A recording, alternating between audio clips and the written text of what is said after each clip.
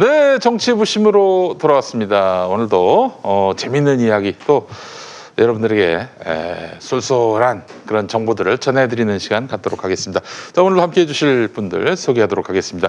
자, 우리 더불어민주당 박진영 부대변인 나오셨습니다. 안녕하세요. JYP 박진영입니다. 예, 반갑습니다. 자, 그리고 우리 열린민주당 김성애 대변인님 어서 오십시오. 네, 안녕하세요. 김성애입니다. 네, 감사합니다. 자, 정치부심 지금부터 본격적으로 시작할 텐데 우리 빤스 목사 재판에 지난 화요일에 갔어요. 갔다 오셨잖아요. 갔다 와서 방송했었지 않습니까? 그 침 튀기면서 싸운 거 아니에요, 그때? 아니 그게 아니라 굉장히 불안한데 마스크 마음이. 그래서 하신 거예요?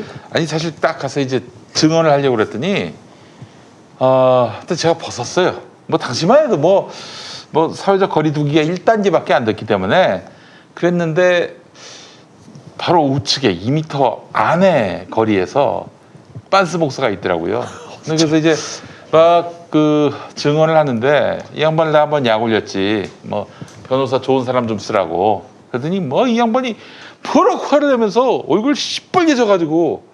근데 지금 내가 곰곰이 생각해봤는데 그때 이 양반이 마스크를 벗고 있었던 것 같아요. 어허. 위험한데요? 야, 그래서 전광훈 확진 보도가 나자마자 곧바로 용인에 있는 병원으로 가가지고 진단을 받았고 오늘 새벽 5시쯤에 음성이다. 아니, 정권 실세라서 그렇게 빨리 받고 빨리 결과가 나오는 거 아닙니까? 그렇지 않습니다. 갔더니 아무도 안 계시더라고요. 아하. 그래가지고 정상적인 절차. 아니, 뭐라 그러시고 받으셨어요? 네? 내가 빤스 목사 옆에 서 있었기 때문에 받아야 된다 이렇게 하신 거 아니, 아니면 그런 내가 얘기- 정권 실세니까 받아야 되겠다. 빤스 얘기까지는 안 했던 것 같고 내가 저기 확진자로 판명난 사람 옆에 있었다. 그래서 아하. 가서 조사를 받았지. 아니 이름 적지 않습니까? 누구 옆에 있었다 그런 거 적는 걸로 알고 있는데요. 아니 뭐 전광 의증이- 이게 왜냐면은 이게 네. 무슨 전광훈 씨가 네. 확진자가 나가지고 그 방 안에 있던 사람들한테 다 통보가 가서 조사받아라. 예. 이거 이제 검진 받아라. 예. 이게 아니라 예. 내가 그냥 선제적으로 그 전에 자발적으로 가셨구나. 선제적으로 가가지고 근데 보건소에 있는 직원들이 김용민 씨인지 알아보고 선제적으로 아니 아무도 없었으니까 정권 실세니까 빨리 준거 보건소 아니에요? 아니었고 저 민간병원이었고 그래서 정권 실세 아니었습니다. 이 형님도 이렇게 없네. 정권 실세라기보다는 빤스 목사하고 어쨌든 관계자니까 이거 하셨어요. 이게 사실 빤스 목사가 지금 무죄 전략을 취하고 있어요. 정말 무지한 사람들입니다. 이게 어떻게 무죄 전략이 나와요? 그 영상이 있고 뭐 기록이 다 있는데 또 자기가 자기 입으로 이게 뭐 자신의 범죄 사실을 또 인정한 것도 있고, 아니 그런데 어떻게 무죄 전략으로 가냐 이거예요. 근데 아마 그 의뢰인이 이렇게 세게 나오니까 변호인들도 어떻게 뭐 대처할 방법이 없었던 것 같아요. 그래서 무죄 전략으로 가는데 무죄가 나오겠습니까? 할 수 없어. 또 의뢰인이 또 저러고 있는데 또 가만히 있을 수도 없고 그래가지고 전략이 여자 증인 지금 빤스 목사한테 가장 그 미움을 많이 사는 인간을 불러다 놓고 아주 밟아버리고 망신 주고 그렇게 해서 의뢰인의 속풀이 정도만 해주자. 아하. 여기에 지금 변호의 전략이 있는 것 같아요. 그래서 그 희생양으로 불려가셨는데 오히려 빤스 목사 망신 주고 오신 거군요. 왜 무슨 희생 당할 사람입니까? 그냥 바로 말대답하고 말이죠. 변호인한테 좀 질문 같은 질문을 하라고 막 얘기하고. 아, 진짜 이거 쳤어요? 어? 아니 뭐 치면 안 되지. 세게 치진 세게 치진 않았고 않았고. 세게 치진 않았고 이제 이렇게 정권 실세는 아닌가 봐요. 정권 실세 세게 쳤을 건데. 예 그러더니 아니 이 양반이 말도 안 되는 질문을 하는 거예요. 사실관계에 대한 질문만 하면 제가 예 아니요 이럴 텐데 아니 이 양반이 자꾸 의견을 물어봐. 그러니까 김용민 씨가 그 빤스 목사를 구속시키고 처벌 당하게 하기 위해서 이렇게 성명서나 이런 걸로 가이드라인을 제시한 거 아니냐. 그래서 그 가이드라인에 맞게 검경이 움직인 거 아니냐. 어허. 그 당신의 성명서가 영향을 미친 거 아니냐. 그래서 거기서 안 미쳤다라고 얘기할 수 없잖아. 안 미쳤는지 어떻게 알아? 알 수가 없는데. 그래서 뭐 그걸 내가 어떻게 하느냐라고 했더니 그걸 내가 어떻게 하냐고. 그러면 영향을 미쳤을 수도 있다는 얘기네요. 그래서 내가 아니 지금 증인선서에서 거짓말을 얘기하면 안 되고 불투명한 것도 얘기하지 말라고 그래서 내가 얘기한 거지. 내가 그 사람들 속으로 들어가 보지도 않았는데 어떻게 하냐. 내 성명서 우리 평화나무관의 성명서에 영향을 받았는지 안 받았는지 내가 어떻게 하느냐. 성명서를 청와대에 직접 보내서 청와대에서 판사한테 바로 팩스로 보냈다는 소문이 그런 거 아니에요. 있던데. 그런 거 아니에요. 제가 청와대에 한번 그 취재차 한번 연락 한번 드린 적은 있었습니다. 아. 그게 뭐냐면은 자꾸 빤스가 여의도 순복음교회 그 이영훈 목사라고 이영훈 목사가 조영기 목사의 후임이죠. 그렇죠. 청와대 사회수석으로부터 연락을 받아서 청와대 사회수석이 저 빤스 목사를 한기총 대표회장에서 끌어내려야 된다라고 이영훈 목사한테 얘기했다. 그렇게 얘기하고 다니는 거예요, 빤스가. 그래서 네. 내가 저 고민정 대변인을 통해서 사실이냐 했더니 뭐 정말 실소를 금치 못한다는 반응을 보였던 거죠. 뭐 그런 차원에서 한번 접촉한 일은 있어도 야, 청와대 대변인하고 통화를 하신 사이였군요. 이 형님 왜 이러니 오늘 저기 진단을 한번 받아야 될 것 같습니다. 예, 뇌에 코로나19가 들어간 것 같아요. 예, 그래서 하여튼 요 며칠 동안에 아주 빤스 목사가 고생하셨습니다. 대 화제의 주인공이 됐습니다. 근데 뭐 지금 하나만 더 얘기하면은 YTN 보도가 나왔는데 빤스가 어제 그 확진으로 들어간 다음에 뭐 중병설이 보도되고 있는데 그랬더니 게시판 반응 보니까 다 쌤통이다 뭐 이런 분위기예요. 제가 그래서 일침을 놨습니다. 이게 바로 빤스의 보석 전략이었다. 감옥에 들어가서는 뭐 목뼈가 뭐 어떻다느니 뭐 그런 얘기해가지고 중병설을 퍼뜨려가지고 결국 보석을 받은 거 아니에요. 네. 불구속 상태에서 재판받게. 지금도 이 전략인 거야. 지금 그 확진 갑자기 그 보석 취소 직전에 확진이 된 것도 참 이상하긴 한데 뭐 진짜 확진이라고 치고요. 그런데 지금 벌써 들어가자마자 바로 아프다고 얘기하는 거는 아직 병원 시설에 들어갔잖아요. 아프면 치료받을 수 있는 곳으로 들어갔는데 들어가자마자 아프다는 거야. 이게 뭐겠어요. 그것도 보도의 그 근거가 한기총 측근이야. 그럼 측근이 얘기했으면 측근이 가서 병간호하겠어요 지금? 누군가로부터 들었을 텐데 들은 사람이 전광훈이라면은 이거 엄풀 아니에요 엄풀. 엄풀이죠. 예. 그렇죠. 예. 언론이 이런 식으로 저 가지고 빤스의 그 엄풀에 지금 앞잡이 스피커 노릇을 이거 되겠습니까?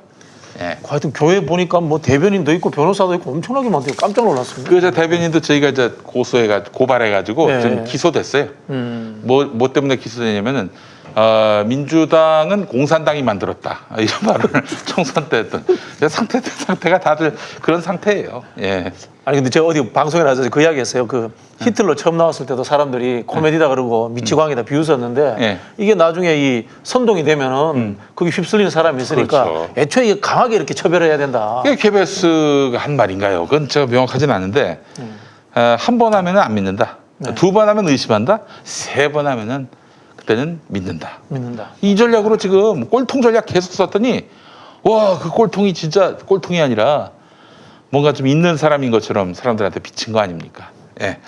그래서 참 하여튼 지금 조국이 지금 반지성의 물결 속에 휘말리고 있습니다. 아주 심각한 문제인데 자, 그래서 하여튼 뭐 지금 최전선에 서서 열심히 또 저희가 빤스를 지금 검증하고 있는데 요즘 섭외 전화가 많이 옵니다.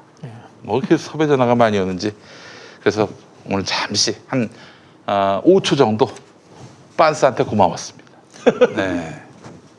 그래서 나는 아직 안 죽었구나. 네, 이런 생각을. 연관 검색어 뜨겠네. 아니 네, 예전에 그렇죠. 저기 모 방송 같은 우리나라 경우는 빤스 저격수 1위죠. 네.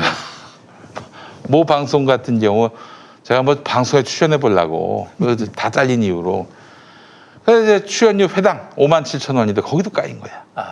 그런데 갑자기 물밀듯 섭외 전화가 오면서 다시 존재감이 살아나고 있는데 다 빤스 덕입니다. 예. 예, 그래요. 그래서 이빤덕이라고 이빤덕 이게 다 빤스 덕이다. 이빤덕을 요즘 열심히 제가 느끼고 있습니다. 자, 광고 함께하고 오늘 아주 정말 중요한 손님을 한번 또 모십니다. 예. 오늘 광고는 본황칠 이노큐입니다. 예. 저희가 이게 시식을 할 수 없는 그런 이 식음료입니다. 왜냐? 이게 바로 잠을 재우는 거거든요. 진짜 실제로 이거 한번 먹고 방송하다가 잔 적이 있었어요. 예. 김성애 대변인님도 그러지 않았어요? 저는 이거 먹고 어떻게든 방송은 했는데 네. 졸려갖고 결국 대리 불러서 집에 갔습니다. 그렇습니다. 이게 지금 그래서 본황칠 이런 이노큐가 과장경고로 걸리나? 농담으로 들으셨겠죠? 예. 네. 빤스 목사 먹였어야 근데 되는데. 실제로 먹으면 예. 엄청 졸려요. 진짜 저도 한번 진짜 존 적이 있는데 이 본황칠 이노큐가 그래서 저출생에 지금 아주 큰 사회적 문제를 야기하는 이런 해로운 음식이다. 이런 비난을 받을지도 모르겠어요. 예, 받은 건 아니고. 그 이제 김용민 씨 같은 경우는 비상약으로 집에 보관하고 있다가 네. 좀 분위기가 심상치 않으면 바로 가신다는 네, 그렇습니다. 예, 그렇습니다. 밤이 무섭지 않습니다, 여러분. 보낭칠 이너큐. 네. 자, 구매 후기 읽어보겠습니다. 김용민 씨의 활동을 도울 겸 작게 상품을 하나둘 구매하다는 것이 점점 번져서 보낭칠까지 샀습니다.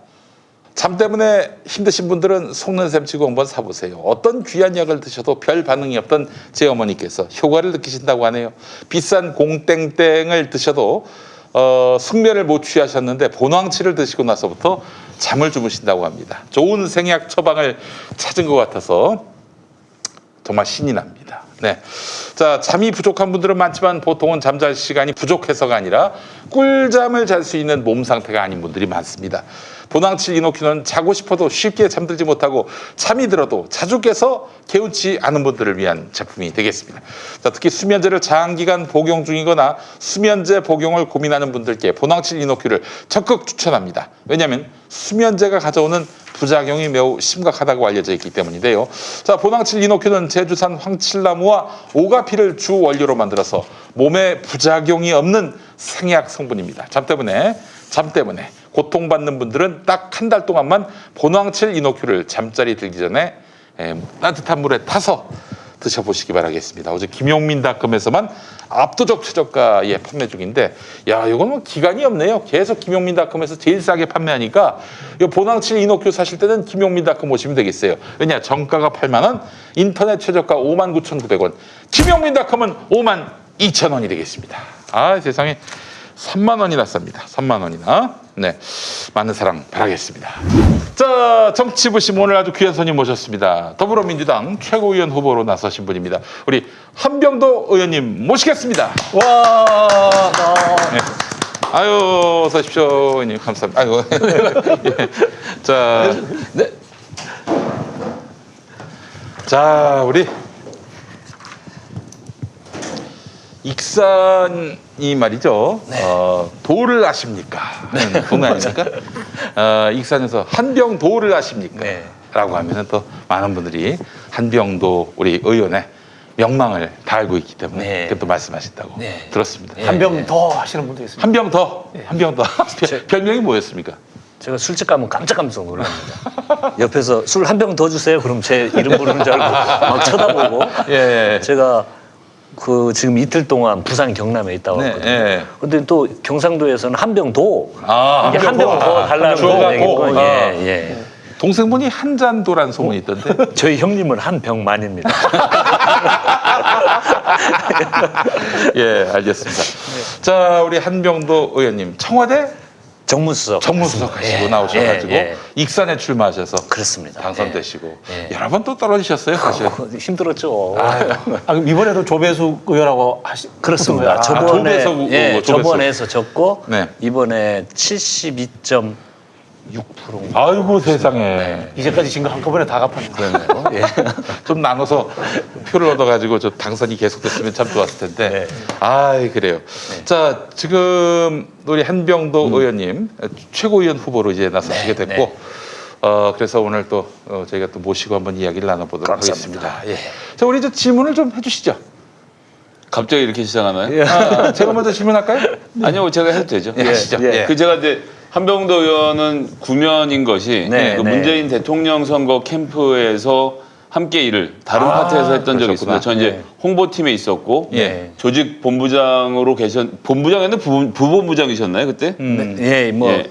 총괄하다가 예, 총괄 나중에 이제 하셨는데 노영민 실장님이 전체 총괄하고 그렇죠. 부본부장이었어요. 노영민 실장 나중에 들어오셔서 네네. 근데 이제 그때 인상적이었던 것이 본부장단 회의하면 이제 팀장들이 배석해서 앉아 있는데 네. 보면 다른 본부장들에게 크게 할 얘기가 없어요. 네. 크게 할 얘기가 없는데 항상 아침마다 이제 그 연배로는 가장 어린 축에 드는 본부장이었는데 아침마다 본부장들을 이렇게 다글다글 잡으면서 전국의 판세가 이렇고 이러이러한데 이런 게 부족하다. 그러니까 넌 뭐 이 본부는 저거 하고 저 본부는 이거 하고 총괄하는 사람 따로 있는데 조직본부가 가장 안달이 나갔고 그러니까 이제 가장 현장의 목소리를 듣고 오는 축이니까 예. 그걸 가지고 온갖 본부들을 그 다글다글 잡던 기억이 아하. 나서 예, 그래서 그 힘으로 이번에 총선이 잘 되신 게 아닐까.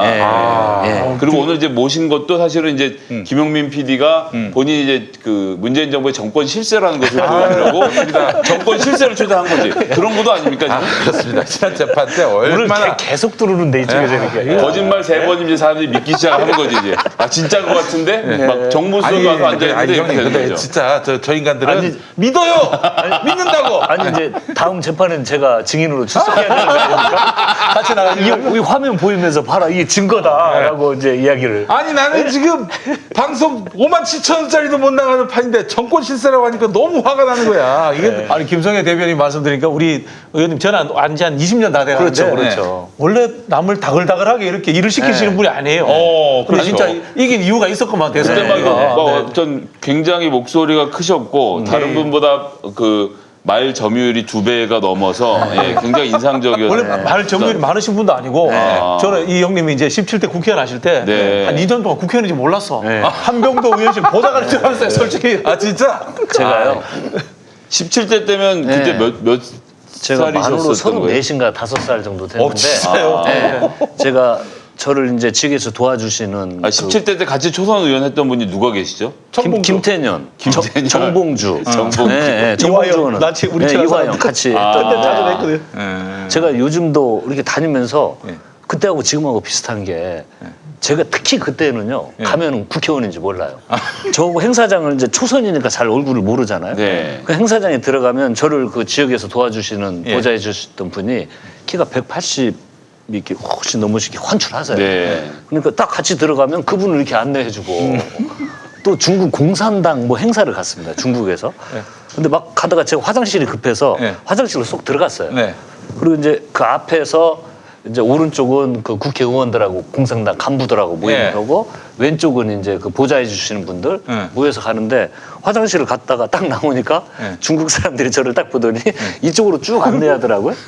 그래서 행사장에 딱 들어갔는데 국회의원들이 아무도 없는 거예요. 그래서 내가 저 여기 왜 아무도 없죠? 그랬더니 이제 누가 우리 거기 네. 그 다른 분들이 네. 네. 확인을 하고 저쪽이라고 막 안내해주고 그런 일이 많았습니다. 아니, 그래서 사실 17대하고 21대니까 되게 그 중간에 엄청 오래 쉬시고. 예, 아니, 근데 우리 저- 텀이 길었는데 17대 당선될 때가 2004년인데 그때 맞습니다. 34살이셨으면은 다섯 만으로. 예. 그러면은 90년에는 뭐 오셨어요? 1990년. 1990년요? 예. 그때가 언제죠? 1990년이면 1990 노태우 대통령. 그때는 데모했죠. 그때는 한참 그때는 뭐 어. 혈기왕성하게. 20대 초반. 네, 그때는. 아이고, 예, 세상에. 예. 제가 1학년 말에 경찰이 잡으러 와가지고 막 절로 도망다니는. 학번이 어떻게 되십니까? 제가 86학번이요. 86학번. 예. 엄청나게 오랫동안 안 잡히시고 도망 다녔다는 그게 있던데. 네, 제가 안 잡혔어요. 그 1학년 때도 절에 가서 숨어 있었고, 오. 4학년 때도 이 굉장히 몸이 날쌔가지고 예. 시위를 하면 제일 앞에 있었거든요. 네. 제가. 네. 그때는 아주 격렬했잖아요. 네. 항시 앞에 있고 그런데 포위가 돼도 잡힌 적이 없어요. 안 잡히는 걸로 전설적인 네. 전대협에서 그때 백골단이 이렇게 막 예. 그때 백골단 있었잖아요. 예. 근데 거기에 포위를 돼도 예. 이거 진짜 이 막대기 하나 들고 거기 안 잡히고 예. 도망다니고 그랬었는데 예. 잡힐 때 너무 허무하게 잡혔습니다. 아이고, 어떻게 잡히셨어요? 아무 생각 없이 버스 타고 이러고 가는데 예. 버스가 쓰더라고요. 예. 그래서 뒤로 창가를 이렇게 봤더니 예. 경찰들이 그 겹겹이 싸고 버스를? 있는 겁니다. 네, 버스를. 아 의원님을 잡으려고 네, 네, 네. 의원님이 그렇게 유명한 검문소에서. 사람이었어요. 유명한 사람이에요. 그렇죠. 총학생회장이니까 이제 총학생회장을 했고. 시위를 그때 다 주도를 하니까 그래서 그렇게 안 잡히고 잘하다가 잡힐 때는 너무 허무하게. 아 거기서 안 잡히면 맥가이버죠. 그렇죠. 네, 그거 우리 임종석 실장님은 그래서 저기 뭐냐. 여장도 하시고. 예, 예. 아 진짜요? 더 아주 안 잡히는 걸로 유명했죠. 버스에서 뒷문으로 탈출도 하고 그랬던 예. 근데요, 제가 딱 봐서 좌우를 보니까 네. 뛰어도 뛸 수가 없습니다. 그냥 날려야 돼요. 그래서 야, 이건 도저히 그러니까 예. 버스 주변을 겹겹이 계속 에워싼 겁니다. 그래서 조용히 잡혀갔습니다. 아이고. 그 오랫동안 못 잡다가 잡아갔으니 얼마나 네, 또 네. 가혹행위를 하지 않았을까. 그때는 가면 뭐 많이 맞았죠. 앉자마자 그냥 욕부터 하고 어. 뭐 조서를 받는 게 아니고요. 그냥 욕부터 하고 때리고. 잠 안 재우고. 그게, 예, 그렇죠. 그게 그냥 일상이었죠. 잡히는. 아이고, 예, 그렇구나. 그때는 그랬습니다. 예.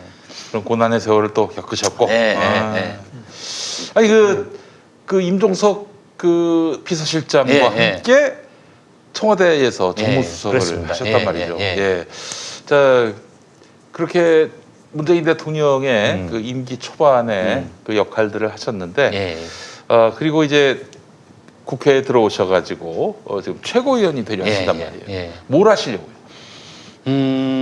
좀 절박하죠. 그때 아까 캠프 이야기를 하셨는데 제가 막 소리를 지른다거나 이런 스타일이 안 됩니다. 그리고 막 이 좀 부러운 게 저는 정청래 의원이 좀 부러운 게 재치도 있고 그러잖아요. 네, 네. 그런 아니, 게 너무 굉장히 썰렁해요, 근데. 아 그런가요? 기본적으로. 네. 근데 이게 이제 좀 그런 재기발랄하지 못한 스타일인데 제가 이렇게 직접 뛰는 것은 처음입니다. 근데 그때도 그 성격임에도 제가 막 선배님들께 목소리를 높이고 더 하자고 하고 더 뛰자고 했던 건 절박했기 때문에 그랬거든요. 근데 지금은 그때는 대통령님을 만들기 위한 절박감이었고 모두 같은 마음이었죠. 근데 지금은 이제 제가 최고위원 나온 것도 집권 후반기에 우리 노무현 대통령 때처럼 네. 제발 싸우지 말고 우리끼리 총질하지 말자. 아유, 글쎄 말이에요. 그때는요. 아, 제가 이제 그 당시에 뭐 우리 부장님 네, 잘 현장에 같이 있으셨지만 대통령 후보도 입만 열면 노무현 대통령을 욕하는 게 일상이었어요. 그리고 국회의원들도요 서로 경쟁적으로 대통령을 욕했습니다. 네. 왜? 대통령 지지율이 떨어지니까 그렇게 욕을 하면 왠지 그 보수 언론에서 일면을 실어주잖아요. 그때는 거기에 취해가지고 보수 언론에 많이 나오는 게 뭐 좋은 건 줄 알았어요, 사람들이. 예, 예. 예. 그러니까 결론은 어떻게 됐습니까? 대권 졌죠. 당은 공중분해됐죠. 그렇죠. 그 의원들 다 어려움 겪었죠.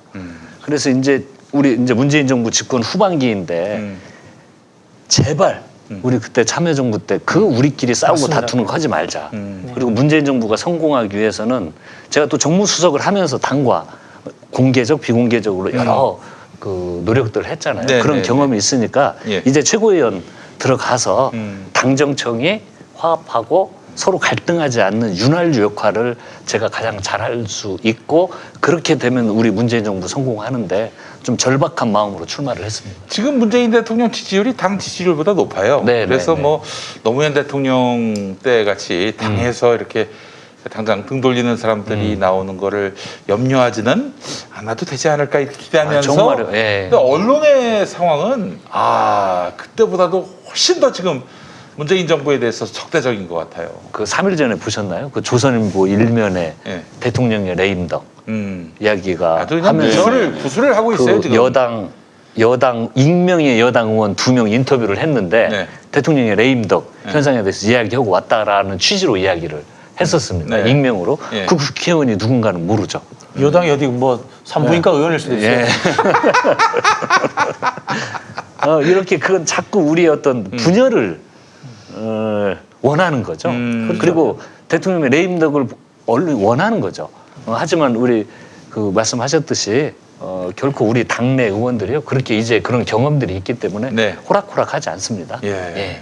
우리 저 박진영 대변인께서는 참여정부 때 뭐 하셨어요? 참정부 때 술 먹고 열심히 일했습니다. 참여정부 때 그래요. 술은 먹어야죠. 예. 참여정부 때 저는 그때 열린우리당 연구원 선임 연구원을 했습니다. 예. 그 당시에 이제 저도 욕 많이 먹었습니다. 그 대연정 찬성파, 찬성파 토론자로 제가 전국 토를 해가지고 그 당시에 당내에서도 욕 뭐 배 터지게 먹었습니다. 그때 저도 사실 대연정에 대해서 굉장히 실망을 많이 했는데 아니 이렇게 열심히 또 시민들의 뜻을 모아줘서 노무현 대통령 정부를 만들어줬는데 어떻게 저 박근혜 세력하고 저 연정을 할 수 있는가? 당시 뜻이 여담인데 그때 제가 뭐 하고 있었냐면요 인터넷 좀 시시껄렁한 데서 이런저런 검색어 장사하던 때였는데 거기서 이제 대연정 발표가 난 다음에 배연정 씨잖아요. 배연정. 코미디언 배현정 씨한테 전화해가지고 예. 이 지금 대연정 발표에 대해서 어떻게 생각하냐. 배현정 씨가 사실 어떤 그 예술인이 그렇게 꼭 정치적 견해가 있을 필요는 없잖아요. 그 양반은 뉴스를 보는데 갑자기 자기 이름이 나와가지고 깜짝 놀랐다고. 내가 뭔 죄를 지은 게 있나 해가지고. 오늘 술을 한 병 더 시작하더니 자꾸 이름 이야기가 나오네요. 예. 아니 그때 어쨌든 뭐 저기 의미 있게 봐주십시오. 그 당시 대연정이 네. 그 노무현 대통령 지역주의 타파를 위해서 그렇지. 네. 의미 있게 생각했던 거고 지금 생각하면은 지금의 야당이 그때 야당보다도 못해요. 그때 야당보다도 품격이 없고 그때 야당보다도 어쨌든 국가에 대한 책임지려는 생각이 없는 것 같아요. 그때는 그래도 다음엔 우리가 될 거라는 그 믿음들이 아마 야당 쪽에서는 있었기 네. 때문에 걔들도 열심히 했었어요. 그 당시에. 그 뭐 또 나름대로 또 그 안에도 합리적으로 대화가 통하는 사람도 있었고 그런데 지금은 말이죠. 이건 뭐 그래도 대연정을 할 필요가 없는 의석을 민주진영에 몰아주고 그냥 그 안에서만 연정하라고 하는 거 아닙니까? 네, 그렇죠. 지금 정부가? 지금은 저희들끼리 그냥 쭉 열심히 하면 됩니다. 지금은 저분들이 극우예요. 극우. 저희가 보기에는. 그렇죠. 빤스하고 그 거의 뭐 소통이 되지 않습니까? 네. 저 빤스하고 소통이 되는 순간 같이 꿈꿀 미래가 있다는 것만으로도 저 야당에게는 희망이 없어요. 우리 빤스 목사의 다정한 친구 황교안 전 대표를 다 기억하지 않습니까? 네네. 손잡고 다 이렇게 했던. 예. 제 바보들이죠. 그 빤스가 좀 힘이 있어 보이고 대중동원 능력이 있어 보이니까 붙으면 되겠다라고 마음먹었다가 아주 그냥 뭐 된통 걸린 거 아닙니까? 근데 이제 실제로 뭐 지역 연장 해보시고 해서 아시겠지만 동네에서 서울에서 집회한다 그래서 지구당별로 150명씩 동원하라고 오다가 내려오면 버스 한 대에 43명 이렇게 타거든요. 그러면 버스 3대 동원을 한다고 치면 3대를 동원하면 일단 버스 대여 하는 기사님까지 하고 하루에 50만씩 세는 150만 원에 그다음에 그 100명 점심 해보셨나요? 먹으려면 100만 원. 250이 아주 기본적으로 들어가는 경비고 거기에다 뭐 김밥 사서 넣어야지 생수 등등 해서 뭐 그걸 지가 내든가 아니면 거기 시구연들하고 모아서 하든가 하여튼 이 돈을 만들어야 되는데 한 달에 2번 집회하면 이게 돈천 그냥 우습게 깨지는 거예요. 그러니까 이게 되게 힘들거든요. 네. 이 장외 집회에 사람 동원하는 게 정말 힘든 일인데 우리 정광훈 목사님께서 한 푼도 안 드는 사람들을 버스로 날라줄 수 있다. 이거는 황교안 대표에게는 그 당시에는 정말 그렇지. 가뭄의 단비 같았을 복음이야, 것 복음. 같아요. 네. 예. 그래서 거의 뭐 그 예수 그리스도가 아니라 빤스 그리스도라는 소문도 있었어요. 그 지역에서도 네. 이 버스 저희 익산에도요. 예. 저는 몰랐어요. 익산에 그런 분이 있는 줄 몰랐는데. 설마 익산에도 있겠나 싶었는데. 예, 했는데 오. 어느 날 그 선거운동 할 때인가요? 그때 그 광화문에서 막 집회들을 했잖아요. 근데 저는 선거운동 한다고 네. 그 어디 체육관 그 우리 공설운동장 네. 앞에서 네. 이제 2대가 간다고 인사를 인사를 하러 갔는데 하는데. 버스가 한 대 있길래 네. 속없이 막 가서 선거운동 안녕하십니까 할병동입니다 하는데 분위기가 썰렁해요. 저를 알아본 거죠. 예? 얼마나 그 사람들은 저를 미워하겠습니까? 그러니까 청와대에 호남에서 있다고 이 광화문 사람이. 집회를 갈 정도면 어마어마한 네, 버스 한 대가 분들이신 건데. 있더라고. 근데 오. 이렇게 뭐냐 막 그 뭐죠 그 등산복 입고 그래서 아이고야. 저는 그분들이 떠나시는 분들인 줄 알고 아이고 저 등산 가는 게 한병동이다 아니고. 이렇게 네. 인사했는데 야. 그분들이 썰렁해. 예. 익산 분들이니까 다 알잖아요. 그리고 제가 청와대에서 대통령 모신 것도 알거든요. 예. 그 사람들 광화문 그 집회 가는 사람들 아니에요. 그래서 막 인사를 하다가 아 이거 아니다. 왜 이렇게 익산 분들이 호응이 좋은데 왜 그렇게 나를 적대적으로 보지? 익산에 이상하다 했더니 익산에 있을 그러니까요, 정도면 예. 우리 생활 주위에 늘 그런 분들이 있는 거네요. 그쪽 그 버스가 아니고 저 뒤에 있는 버스 2대였던 거예요.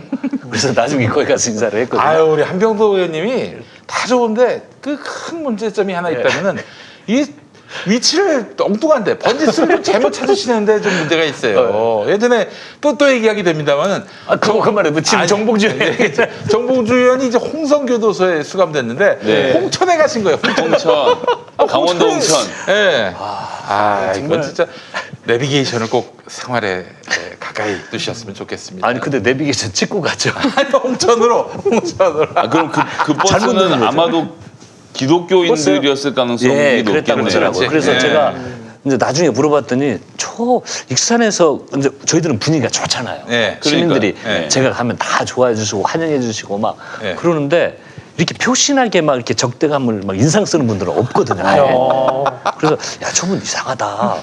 저 뭐 하시는 분들이야? 이제 저 워낙 그렇게 표신하게 네네. 하니까 그랬더니 그 집행하는 정광훈 목사 집행하는 야, 그러니까 그렇게 전국에서 사람들을 모아주니 그렇죠. 그렇게 모으는 거죠. 8월 11일만 해도 김종인 위원장이 그 언론이 8.15 집회 어떻게 할 거냐고 물어봤더니 아 당원들이 자유롭게 참여하는 거 알아서 자기가 해라. 뭐 알아서 하는 문제지라고 얘기를 할 정도로 우호적으로 했다가 근데 지금도 딱히 반대는 못 하고 있지 않습니까? 어떠세요? 네. 이제 뭐 오늘 국회 이제 새로 열었는데 네. 미래통합당 의원들이 8.15에 대해서 어떻게 평가들 하고 계신지 좀 혹시 분위기를 이렇게 좀 보실 수 있었어요? 아니 오늘은 제가 국회를 안 갔다 왔고요. 네.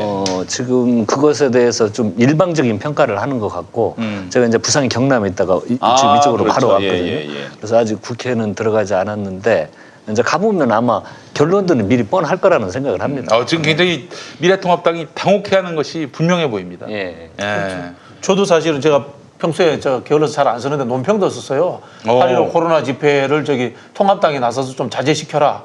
이렇게 논평도 썼는데 그 이제 누가 댓글 달아놨더라고. 우리야 가든 말든. 그러니까 간단한 이야기였어요. 그렇군요. 알겠습니다. 인공지능 로봇이 사람의 일자리를 대신할 것이라는 예측이 나오고 있습니다. 와, 이런 미래에 사람은 도대체 어떻게 되는 거야? 경기도는 생각합니다. 세상이 바뀌어도 사람은 먹고, 자고, 일하고, 놀고, 사람답게 살아야죠. 이것이 기본소득이 필요한 이유. 기술이 앞서간다고 사람이 잊혀지면 안 되니까. 사람을 사람답게. 기본소득. 사실 이번에 최고위원이 되시면은 중요한 선거, 그 대선, 네. 지방선거에 책임을 지셔야 됩니다. 네.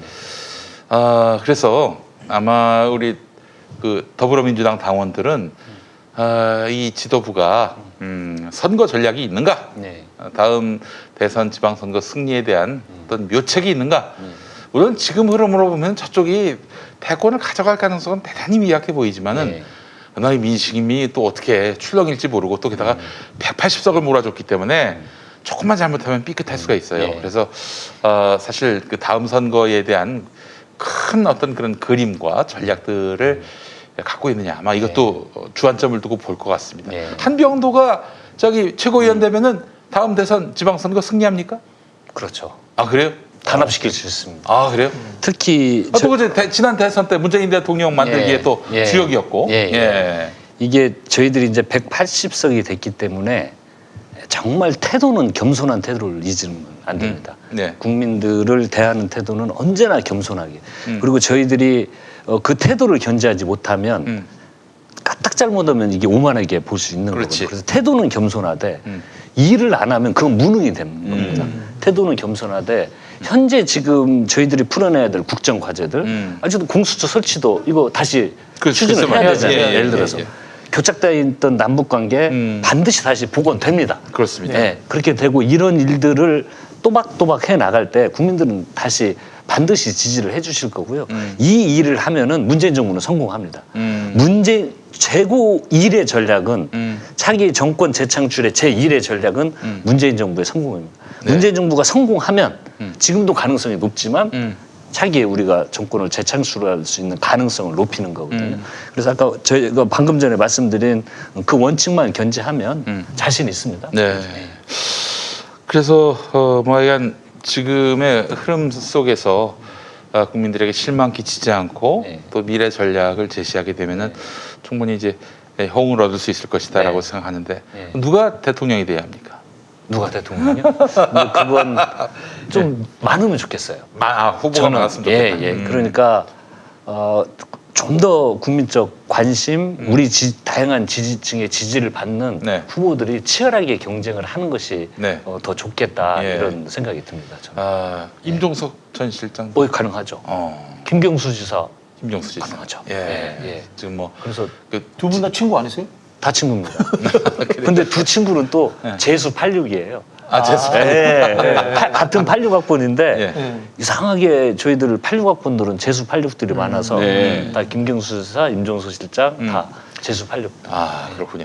자, 저쪽 당은 그러니까 우리 당, 그러니까 민주당에서는 누가 나오느냐. 뭐 여기서 당장 뭐 의사 표시를 하는 건 굉장히 부담스러운 일이고 네. 또 그게 또 말하자면은 뭐 이 공정 관리에 대한 의구심을 또 자낼 수 있는 부분이기 때문에 예, 뭐 그건 그렇다 치고 네네. 저쪽 당에서는 누가 나옵니까? 아이고 안 보여요. 예? 아니 그래야 전략을 짜죠. 에이. 저쪽은 뭐 안 자, 이거 네. 제가 그럼 물어보겠습니다. 김종인이 나온다 안 나온다? 나온다. 안 나온다? 네. 아, 본인은 속마음은 있을 수 있지만 네. 그게 가능할까요? 본인은 나오겠지만 네, 속마음은 모를 일이지만 나오면 그게 가능하겠냐는 거예요. 예. 그러면 다른 후보들도 마찬가지죠. 저쪽 당에서 이 후보가 나면 상당히 좀 민주당으로서 버거운 상대다. 저는요. 네. 그 지금 현재 구조는 네. 그 저쪽이 누구 나올까를 신경을 많이 안 써도 되고 우리의 탄탄한 후보군들 지금 저희들은 많이 있지 않습니까? 네네네. 이런 후보군들 경쟁력을 키워놓는 전략.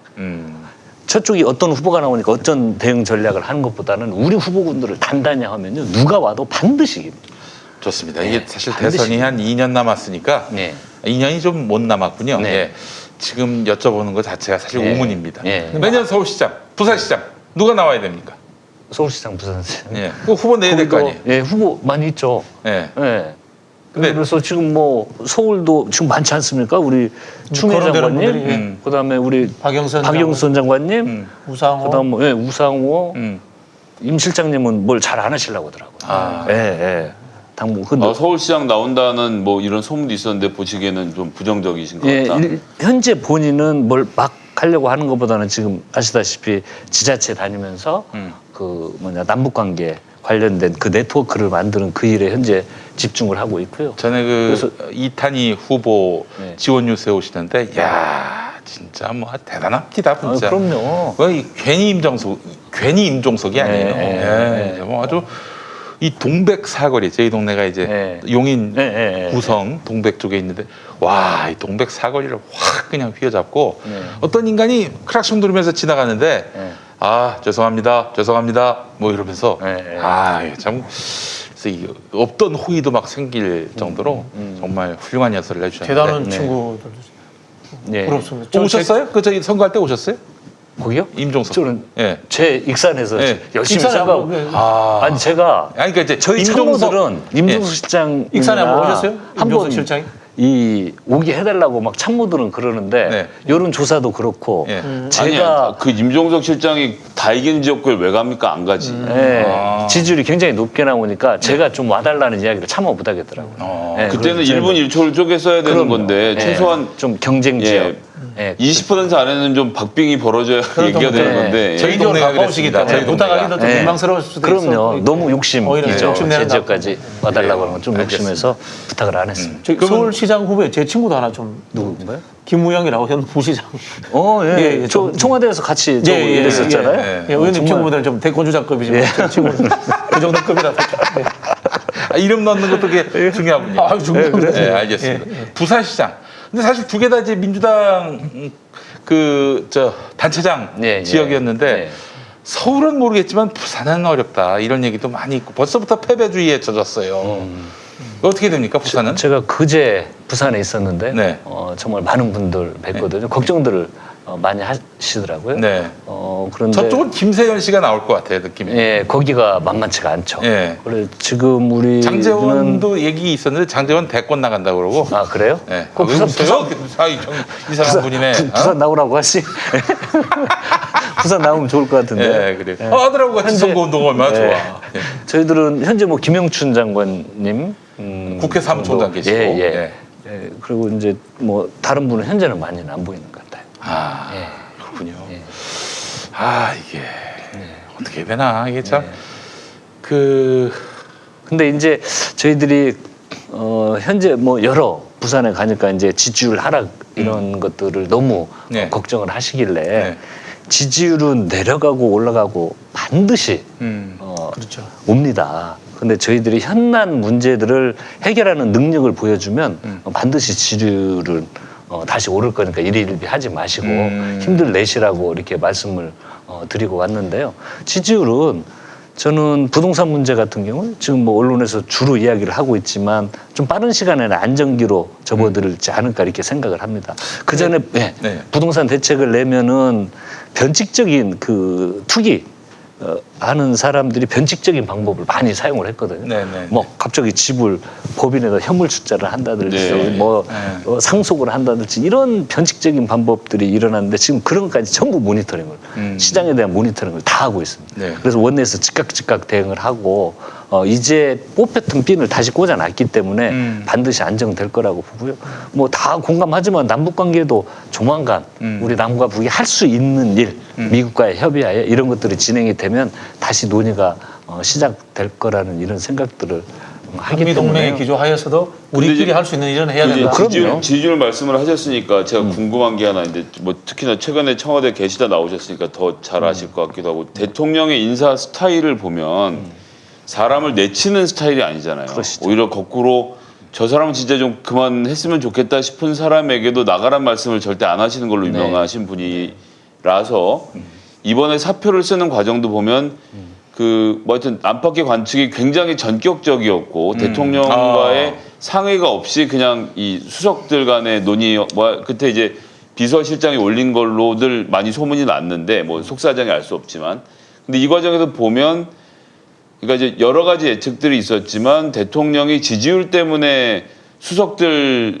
사표받는 일은 없을 거다. 그러니까 유임되지 않겠냐라는 견해가 일부 있었고 대다수의 특히 보수를 중심으로는 다 잘라라. 정책실까지 다 잘라야 되는 거 아니냐 얘기까지 나오고 있었는데 예상했던 것보다는 사표의 수용폭이 넓었고 그리고 어쨌거나 여기에 모든 책임을 지겠다고 했던 비서실장님은 또 나가지 않았단 말이에요. 근데 이런 상황들이 사실 여러 평론가들이 여러 이야기들을 하고 있는데 좀 내부 사정을 잘 아시는 전 수석께서 한번 좀 요 과정을 좀 한번 해설을 좀 해주셨으면 좋겠습니다. 그러니까 이제 비서실도 조직이잖아요. 분명히 이게 그 어떤 지지율을 놓고 인사를 하시는 스타일은 결코 네네. 아니십니다. 아니시고 일단 현안에 대한 다양한 의견을 분명히 들으셨을 거고 그리고 실제 제가 들어보니까 좀 전격적인 면이 있었습니다. 현안, 뭐 부동산 문제라든지 여론 불거지는 현안에 대한 어떤 그 비서실장의 강한 결단이 있었던 것 같아요. 근데 그러면 이제 다른 수석들은 교체를 했는데 비서실장은 왜 교체가 안 되느냐? 제가 밖에서 바라보는 느낌은 이 조직, 그 비서실 조직이라는 것이 만약에 지금 대부분의 수석들을 많이 교체를 했는데요. 네. 했는데 비서실장이 현재 자리를 빈다? 그러면 이것을 조직을 운영하는 데 있어서는 갑자기 새로 수석들이 다 임명되는데 그 조직 시스템이 상당히 붕괴가 되는 겁니다. 예. 그렇기 때문에 현실적으로도 비서실장이 바로 나오는 건 제가 봤을 때는 참 어렵겠구나는 저는 생각을 했었거든요. 그래서 누군가는 비서실을 지휘를 해야 되니까. 그리고 새로운 수석들은 다 새로운 사람들 아닙니까? 저하고 그 사설 의원님이나 하셨던 최재성 정무수석도 저하고 아주 가깝지만 네. 일단 청와대는 처음이시잖아요. 네네. 그러면 이게 이제 적응하고 조직 운영 이런 걸 파악하고 해야 되는 건 물리적인 시간도 필요하고 그럼 조직이 원활하게 돌아가기 위해서는 비서실장이 지휘를 해야죠. 그래서 그 아주 현실적인 면을 고려해서 저는 비서실장이 유임되지 않았을까라는 판단을 합니다. 그런 식으로 좀 이해를 해주셨으면 좋겠고요. 그 김조원 민정수석 네, 그분은 왜 이렇게 뭐 이임 인사도 안 하시고 가셨는지. 예민사를요. 예.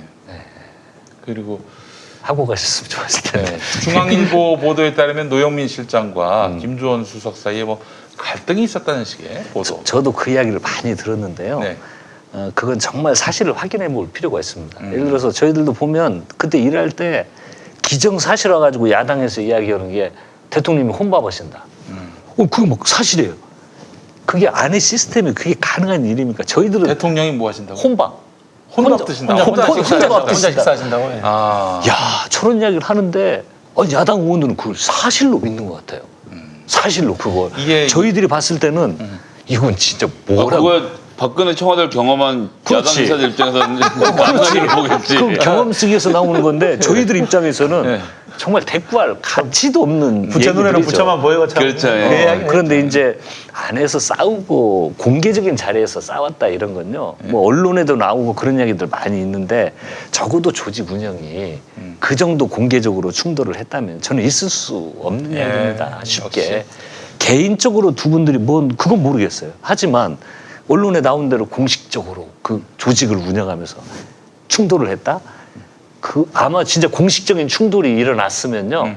지금 뭐 몇 개월 전에 그랬다더라 그러는데 정말 그때 충돌이 일어났으면요. 이건 큰 대형 사건이었을 겁니다. 이미 그래서 보도가 다 됐을 것이다. 그럼요. 그리고 네. 그런 건 사실관계를 좀 더 대부분의 저도 놀라운 게 많은 사람들이 그걸 기정사실을 하는데 그런 건 확인을 해볼 필요가 있는 중앙이 중앙한 거예요. 네. 중앙이 중. 네.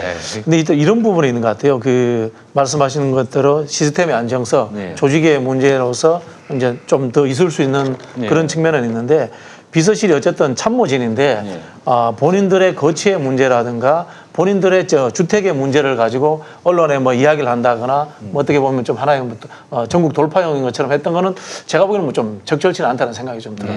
그럼요. 어쨌든 참모인데. 네, 그럼요. 그러니까 이제 참모는 항시 모든 사고의 중심을 대통령 중심으로 그렇죠. 네.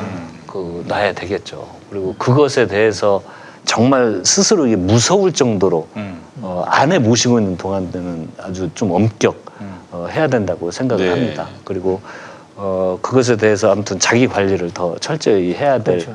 걸 매일매일 긴장감을 가지고 해야 됩니다. 그 지금 아까 야당 의원들은 있지도 않은 일 갖고 정말 있었던 것처럼 믿어 의심치 않는 확증 편향의 늪에서 허우적거리고 있는데 저는 이게 바로 저 유튜브의 폐라고 봅니다. 네. 사실은 자기들 입맛에 맞는 매체만 접하고 싶거든요. 네. 그러다 보니까 극우 유튜버들 중에서도 이제 거기 그렇게 돈을 많이 번다면서요? 아유 그렇죠. 지금 저 누구야 신혜식 씨라고 신의 한수 그 양반이 확진이 났어요. 아 그분이요? 네, 빤스 목사 만나가지고 며칠 전에 대담화해서 오늘 빤스하고. 방송 쉰다 그러지 확진이 됐습니까? 네, 확진됐는데 지금 그 병실로 보이는 곳에서 또 혼자 방송합니다. 거기서 유튜브를 하겠지. 예, 그럼요. 이거 보세요. 이게 보통이 아닌 거예요. 이게 거의 뭐 돈의 한 수예요. 예.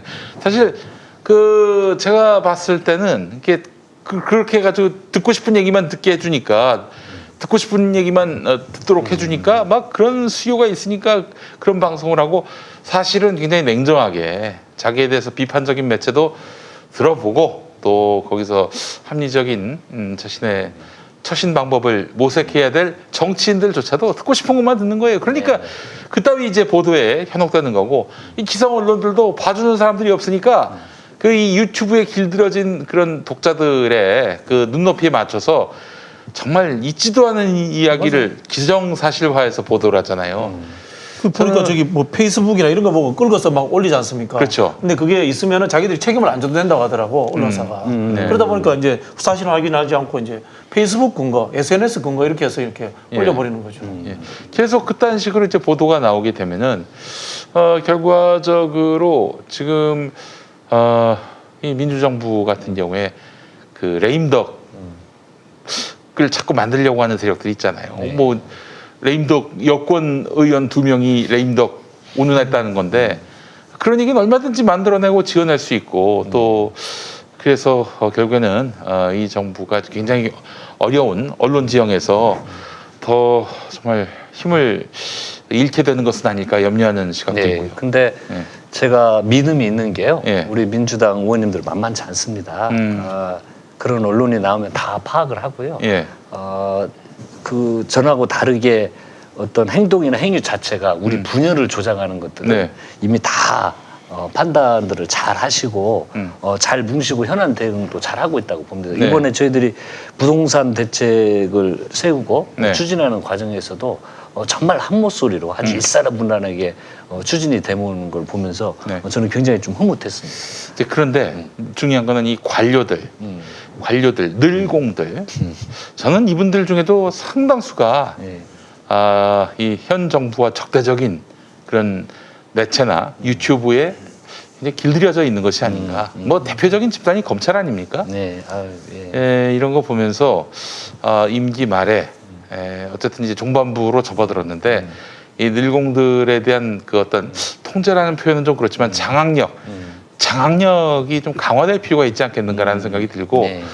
결국에는 이 당이 이걸 좀 추동해 나갈 필요도 있지 않겠는가 하는 네. 생각도 들고요. 네. 그래서 저는 이에 대한 그런 네. 구체적인 그런 그림들이 있어야 될 것 같습니다. 예. 아니 그러니까 이제 특히나 청와대 계셔 보셨으니까 더 아실 테지만 사실 청와대라는 곳이 행정부를 총괄해서 관리를 하는 곳이지 않습니까? 예, 예. 근데 이제 지지자들 입장에서 보거나 문재인 대통령이 잘할 거라고 믿고 하는 분들 입장에서 보면 저거 다 갈아치우면 되지, 아니면 불러다가 조인트를 까든가 좀 했으면 좋겠다라고 생각들은 하는데 대통령님도 그러시고 청와대도 그렇고 부처가 알아서 바뀌길 좀 기다리는 거 아닌가라는 답답증을 좀 많이 느끼셨던 것 같습니다. 그래서 저기 저 프랑스의 대문호 목수정 작가라는 분은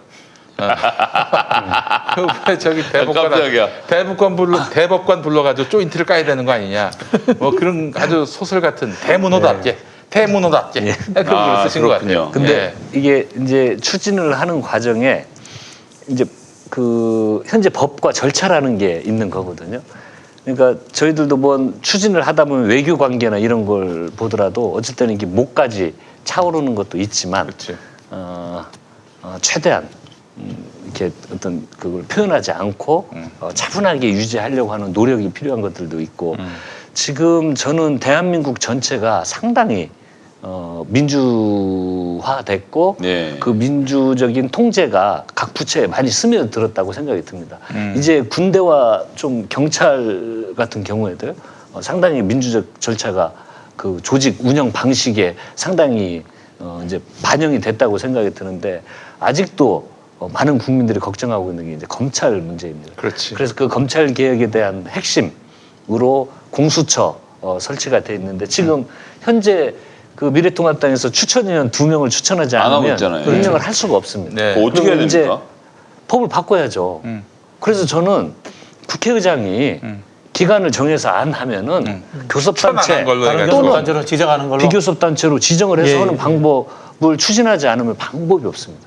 그래서 그런 걸 아주 잘 해결하는 것이 우리 그 국회의 능력이거든요. 민주당의 능력. 언제까지 그래서 기다려야 된다라고 보세요? 미래통합당한테 그걸 국회의장이 시한을 정하도록 하자. 아니요. 네, 그래서 법을 개정을 해야 됩니다. 거기에 그거 외에는 그때까지 안 방법이 하면 없으면. 법을 개정해서라도 아니 법을 먼저 개정을 해야죠. 법을 먼저 개정해서 현재 이제 추천하라니까 계속 안고 있잖아요. 표현하자면 시간- 정치적 기한을 정해버려야 돼요. 예. 정치적 그래서 이제 안 기한을 정해버려야 되면 돼요. 언제까지 하루 안 하면. 입법 활동을 통해서 방금 말씀드린 것은 그 입법 내용에 네. 국회의장이 그렇게 그 지정을 할 수 있도록 해서 미래통합당이 계속 그 딜레이를 시키면 법을 개정해서 추진을 해버려야죠.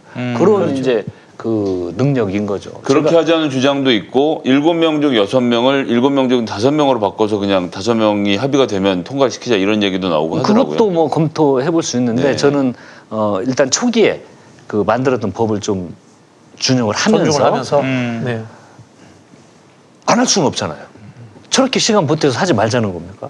그러면 숫자는 그대로 하되 안 되면 기존안을 존중을 하되 국회의장이 지명하는 것처럼 해서라도 추진을 해야 될 것 같아요. 지금 그리고 이제 의원님이 행정안전위원회 소속이신 거죠. 네, 네. 그리고 이제 검찰이 지난 우리가 이 서초동 촛불 이전에는 소위 말하는 검찰의 6대 사건 중대 수사는 검찰이 계속 할 수 있게 해주는 안이 그 당시 박상기 그다음에 김부겸 특히 조국 민정수석의 이 중재하에 이제 합의가 이루어졌던 합의가 됐던 네. 안인데 지난 서초동 촛불과 이제 검찰의 횡포를 사람들이 겪으면서 이건 뭐 21대 국회 내에서 수사권을 완전히 떼어내서 경찰에 넘겨줘야 되겠다 이런 얘기까지 나오고 있어요. 나오고 있는데 한편으로는 사실 이제 잘 모르는 분들 입장에서 그렇고 이제 걱정이 되는 것은 경찰이 정말 다 수사를 할 수 있을까 이런 걱정도 되고 그걸 또 이제 무슨 국가중앙수사본부인가요? 뭐 국가수사본부가 만들자는 얘기도 하는데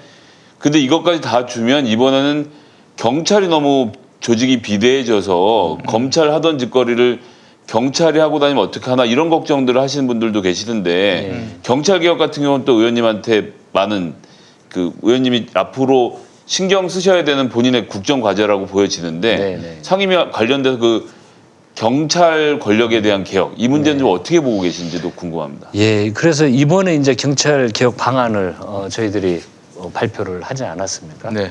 근데 이제 양쪽에서 불만입니다. 예를 들어서 수사 범위를 두고도 네. 검찰은 뭐라고 할까 많이 뺏겼다고 너무 많이 생각을 줬다, 하고 그렇죠. 네. 경찰은 더 와야 된다고 생각을 하고 그리고 이제 그 자치경찰제를 전면적으로 도입을 하는 건 예를 들어서 인력이 투입이 되고 건물도 예를 들어서 지역의 경찰서도 새로 지어야 되고 자치경찰과 중앙경찰 이렇게 분류를 하면 예산의 문제도 있기 때문에 기존 조직의 틀을 운영하면서 예를 들어 국가수사본부를 설치하고 특히 정보 분야를 좀 개혁하는 거. 경찰에 있어서 패대는 사실은 좀 정보 분야에서 그 저희들이 경험 측상으로 볼 때 정보 분야에서 많이 패단이 있었습니다. 그래서 다시는 민간인 사찰을 한다거나 정치에 개입하는 것을 제도적으로 막아놓고 그런 경우에는 엄히 처벌하는 내용들을 만들면서 경찰 개혁의 안을 좀 이 정도로 만들고 국가수사본부가 구성이 되면 뭐 서울경찰청장도 이야기했는데 어떤 수사의 능력을 배가를 시켜야 된다라는 자구 노력들을 열심히 하고 있고요. 그래서 현재는 이제 좀 균형을 맞추려고 하는 이런 부분이 있습니다. 양쪽이 아쉬워하는 부분이 있는데 근데 좀 더 궁극적으로는 그 우리 추미애 장관이 이야기했던 것처럼 수사는 경찰이 하고 기소는 검찰이 하는 걸로 중장기적인 목표를 갖고 가야 된다고 생각을 합니다. 그 저는 이제 의원님 말씀에 동의를 하면서 조금 다른 방향을 생각하는 게 횡적으로의 권력 분산보다 종적으로의 지방으로서의 분권을 이 틈에 검찰 업무라든가 경찰 업무를 확 넘겨버리는 게 어떤가 이런 좀 그 급진적인 생각을 좀 해보거든요. 실제로 이 양 조직이 보면은 조직의 비대화를 꼭 지키겠다는 이 논리가 강한 거예요. 사실 6개 분야를 수사를 하지만 검찰이 그거 잘 안 하거든. 중요한 것만 하고. 대부분의 사람들은 경찰이 하는 것들 주의만 하면서 평소에 남아있는 검찰 수사관들은 알고 보면 정보 업무를 다 해요. 그러다 보니까 이게 모든 정보를 통제하고 정보의 문제라고 하지 않습니까? 검찰이 엄청난 정보를 갖고 있는 거예요. 경찰도 마찬가지지 않습니까? 그죠? 그런 부분에서 분권화 시켜가지고 그런 것들은 놓아버리는 게 제일 좋은 방법이면 그런 생각이 들어요. 그래서 이제 자치경찰제 도입에 대한 검토가 이번에 충분히 있었고요. 이런 것도 단계적으로 왜 초기에 한꺼번에 하려고 했더니 그동안 조직 자체에 굉장한 예산이 투입이 돼야 됩니다. 지금 코로나19로도 어렵죠. 또 뭐 재난재해 있죠. 이런 어려움이 국가 예산이 굉장히 많이 투자를 하는데 자치경찰을 완전히 도입을 하려면요. 인력이 늘어나야 됩니다. 예산이 투입돼야 되고요. 건물도 새로 닫혀야 됩니다. 그 국가 체계에 의한 경찰서, 그다음에 자치경찰을 경찰서 이런 예산이 들어가기 때문에 지금은 일단 시작하는 단계로 봐주시면 되고요. 좀 더 이것 또한 경찰도 좀 자치 형태를 강화하는 쪽으로 그 방향성이 맞다고 생각을 합니다. 그거는 이제 제 말씀은 새로 만드는 것보다 있는 조직을 떼내라. 이미 경찰도 굉장히 비대한 조직이거든요.